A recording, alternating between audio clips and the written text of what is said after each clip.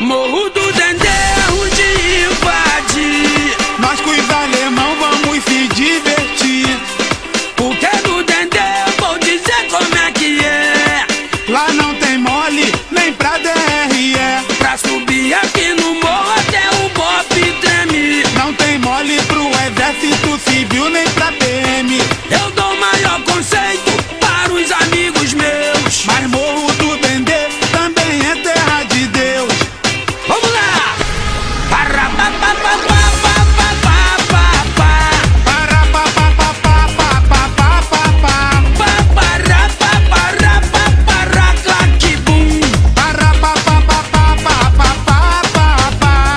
Morro do Dendê é ruim de invadir. Nós com os alemão vamos se divertir.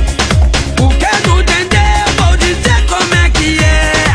Aqui não tem mole, nem pra DRE. Pra subir aqui no morro até o BOPE treme. Não tem mole pro exército civil, nem pra PM. Eu dou maior conceito para os amigos meus. Mas Morro do Dendê também é terra de Deus. Vem um de AR-15 e outro de 12 na mão. Vem mais dois de pistola e outro com dois oitão.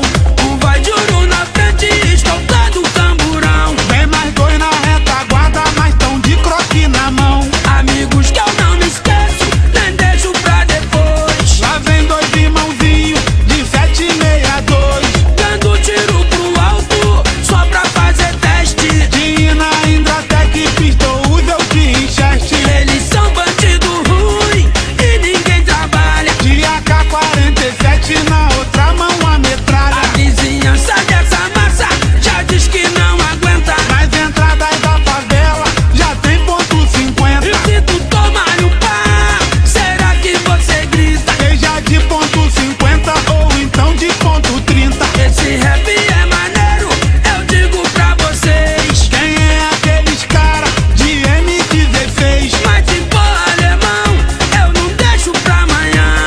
Acabo com o sapato, dou-lhe um tiro de pazão. Porque esses alemão são tudo safado.